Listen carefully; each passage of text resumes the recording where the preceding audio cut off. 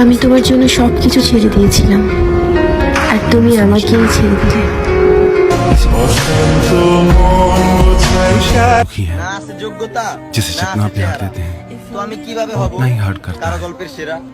जिसे जितनी वैल्यू देते हैं আপনি কাকে বিশ্বাস করবেন? আমি তো দেখছি সব থেকে বিশ্বাসযোগ্য মানুষটাও কসম দিয়ে মিথ্যা কথা বলে। किसी को खुश नहीं करते। अपना सब कुछ মন খারাপ তখনই হয় যখন আপন মানুষগুলো কাছে থেকে দূরে চলে যায়। ये रिश्ते जोड़ते हैं। ছেলেদের মনের ফিলিংস মেয়েরা কখনোই বুঝতে পারে না। যদি বুঝতো তাহলে যে যারা ভালোবাসে সে তারই পাইতো।